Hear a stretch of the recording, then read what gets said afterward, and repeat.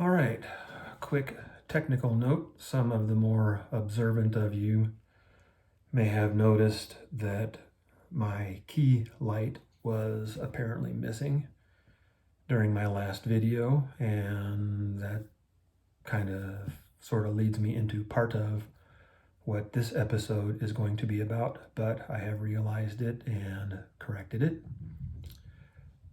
Beyond the real prominent features of my claim that my life is a shambles at this juncture, I'm going to talk a little bit about a few things that happened since I got to where I am currently, staying with my brother, that have also, I think, contributed to that perception. When I got here, and shortly, or for a while after I got here, there were a few very prominent and promising features of my circumstances. And I'm thinking there's going to be some background noise here very shortly, and I'm going to apologize in advance for that, but we're doing what we do when we do it, and that's just how it goes. I was still very actively involved with the Cubicorn, who made me feel like I was experiencing heaven anytime I was interacting with her, and especially in her presence. I was working on the startup of a business venture that was insanely lucrative, and partly as the result of having an MBA from a prestigious institution. I know how to assess a business opportunity and conduct a strategic analysis, etc., and believed very much in it, still do. At the time, had a partner who had a lot of very, very critical qualifications in order for it to succeed, and was partnering with him very actively on developing that plan. Had along the way received not exactly a settlement, but a benefit related to my separation from my previous employer that was, well into the six figures. Between, well, depending on whether you look at it as the gross or the net, something in the range of, the six figures. So, a very meaningful amount of money, as a cushion or nest egg, or, to tide me over until this thing took off. And I was also in the midst of pursuing more, well, I wouldn't say more, but just an opportunity that came my way that I decided to pursue because it tapped into several of the most important aspects of just who I am. Someone who majored in marketing as an undergrad, have an MBA, have done photography as a hobby basically all my adult life, and had done, branched a little bit into videography. And that was an opportunity to learn how to establish and operate a successful advertising agency in the realm of, video, social media advertising. And because the Cubicorn is an aspiring celebrity, I'll describe her: singer, dancer, actress. It tapped into a lot of things about my life that were important to me, and some that still are. And so it was a very active time with just an insane amount of promise, opportunity to um, be an entrepreneur, generate entrepreneurial income, but that was very largely passive once you do the initial setup work, and that tapped into things that I intrinsically enjoy, intrinsically am good at, believe in, have education in, and also potentially apply to this startup endeavor that my partner promised that he would pay for this online course, which was a $10,000 course that I could afford at the time, but those days have passed. So fast forward a couple of years now to where all those things were active, very highly motivating, had just ridiculous amounts of opportunity, not just in the income respect, but also in intrinsic satisfaction. This business opportunity was going to very materially benefit the potential customers. The whole idea is for things to be a win-win. You benefit from an income standpoint by benefiting the people whose product or services use it. And so, just good on top of good. So in the meantime, I have exhausted that windfall.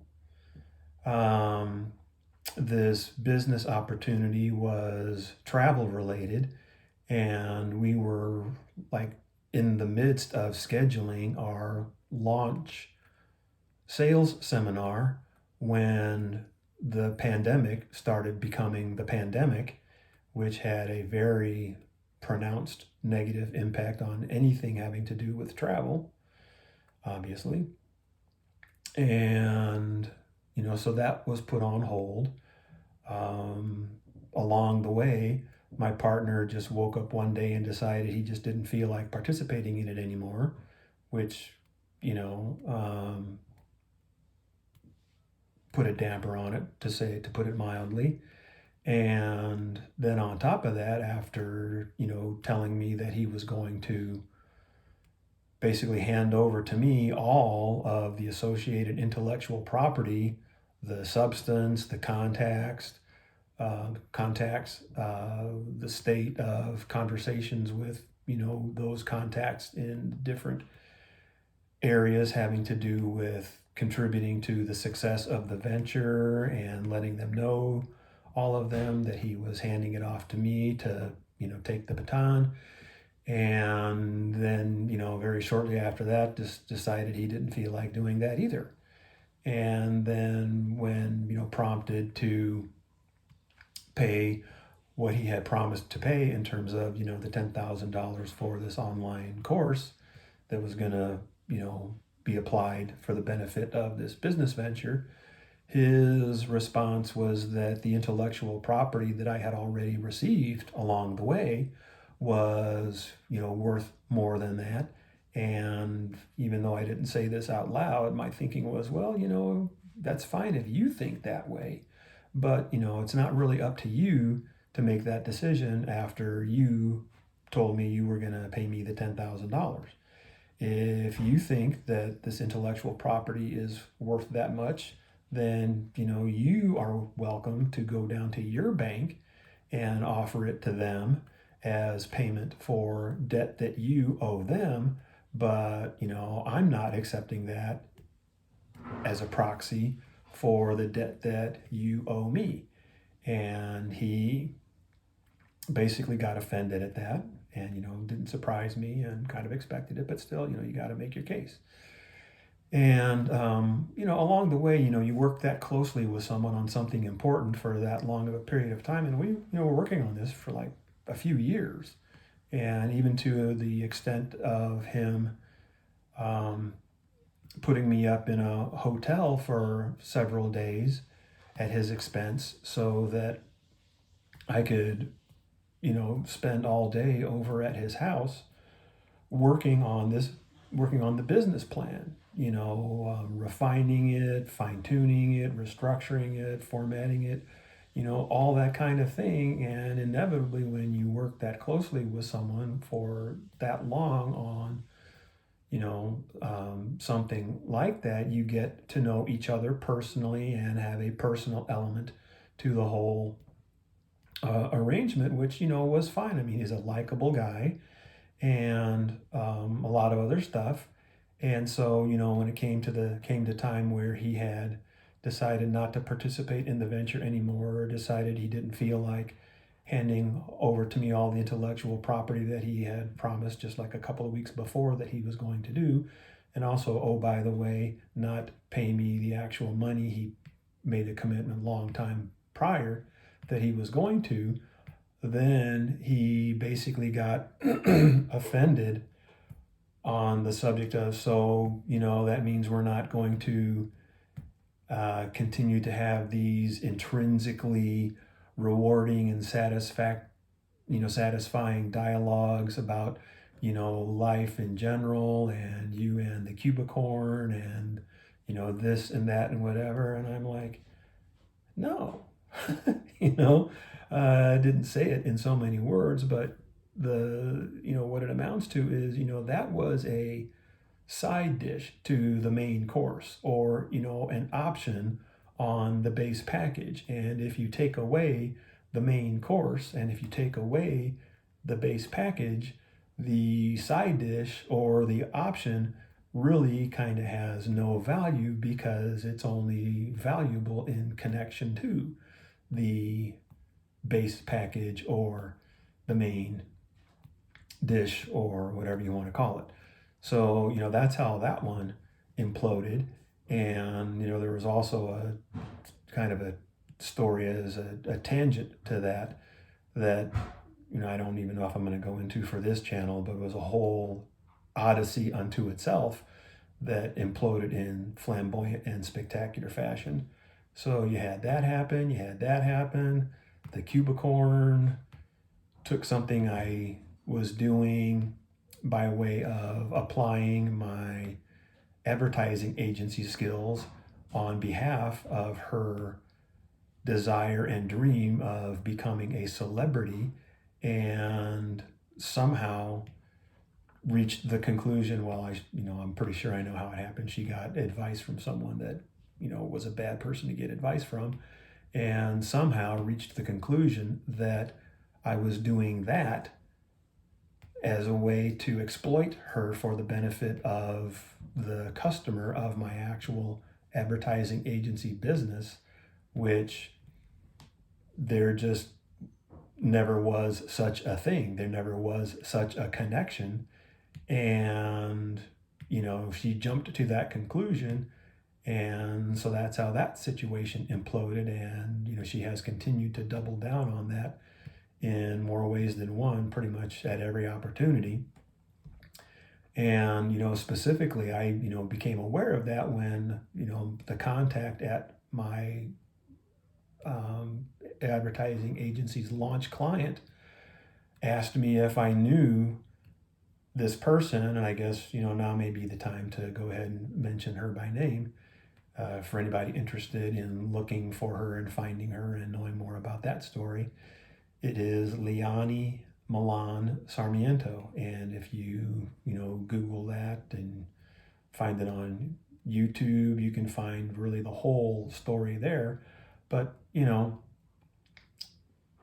she thought I was doing something that I wasn't doing, that there was a connection that never did actually exist. And instead of taking it up with me, she's taking it up with the client of my business. And I'm having to explain it to him. And, fortunately, he did it by email, because, operating in real time is not necessarily my best thing. But, I basically told him, well, here's the easy answer to this situation. And I don't know if it was her that contacted him or someone acting on her behalf. I just never got into that level of detail. But I told him, here's the simple solution for you. This claim that I am somehow doing something with some other, entity to try to benefit your business just completely does not exist. There is no such thing. There is no such connection. And, all along the way, my business approach with my client, my business's client, is being transparent. We reviewed his business, his approach, the channel that he wanted my agency to assist with, the mechanics, how it was going to work, the script for the advertising, the actual advertising itself. So, I was 100% transparent with him on everything my business was doing on behalf of his business. And this, claim in which, he was being threatened with legal action just had no substance to it, in fact.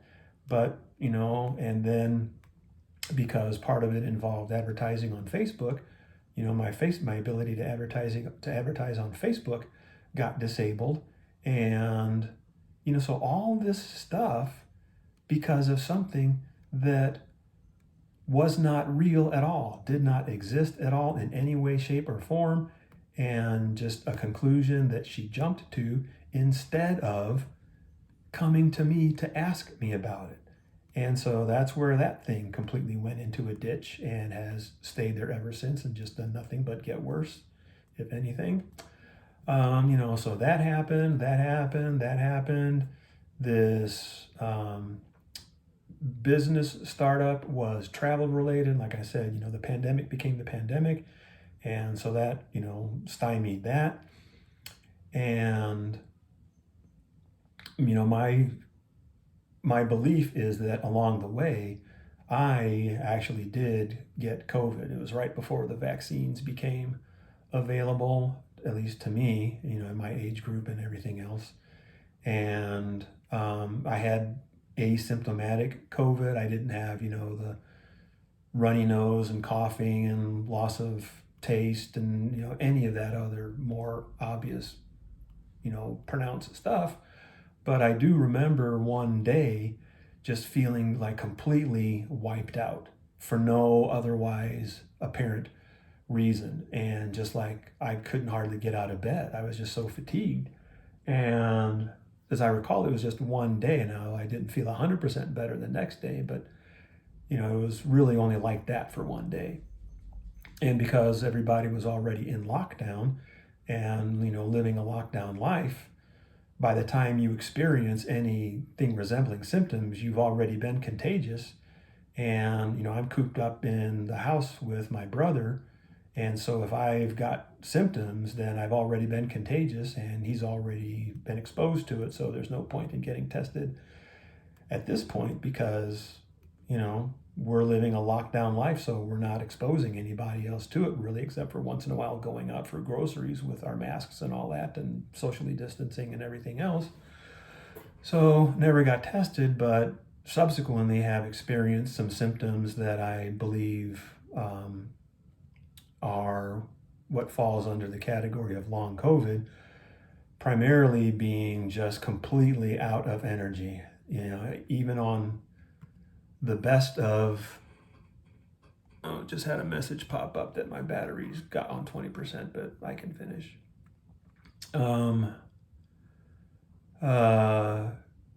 Even on the best of days, when I've got the most energy and the most motivation, I really can do very little without getting wiped out if I'm doing it using my brain. Excuse me. My brain gets wiped out in very short order if I'm doing anything physical.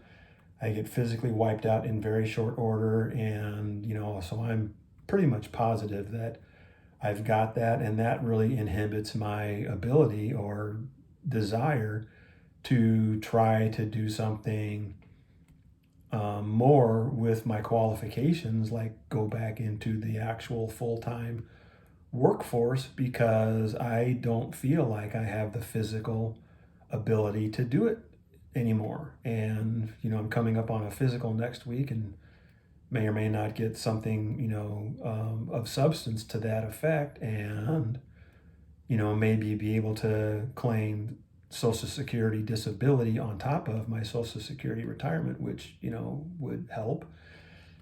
But, and I realize a lot of these things potentially sound like excuses or what have you, and that's fine. Again, this is my life. This is my vlog. This is what actually happened. This is actually how it happened. This is actually how I experienced it. And, you can do with it what you will, but, that's also a little bit more of the next level of elaboration on, my life is a shambles. Not that all of this stuff is making me so miserable, but it, all is kind of tying together. And, there's been some fairly major blows that I have taken over the past few years, losing my job, losing the Cubicorn, losing the potentially lucrative business venture, losing my strength and stamina, and also has had a very significant effect on my memory, which has always been to me a little bit of a weakness, but even more so, it seems like now. So, and, the fact that my brother hasn't been divinely healed. So, there's no shortage of major disappointments in, more of a contemporary time frame that have also contributed substantially, I think, to this mindset of, man, oh man, this is just like bad, bad, and bad on top of bad, bad, and bad, structurally as well as circumstantially. So there is quite a bit more on that subject, and we will see what I am prompted to speak to next time I am prompted. May or may not be tomorrow, because this is the fourth one for today. So I might have gotten myself ahead of the game, and, I'll just keep on doing what I feel like doing when I feel prompted to do it, or if it's on my mind to do it. And I will see you next time.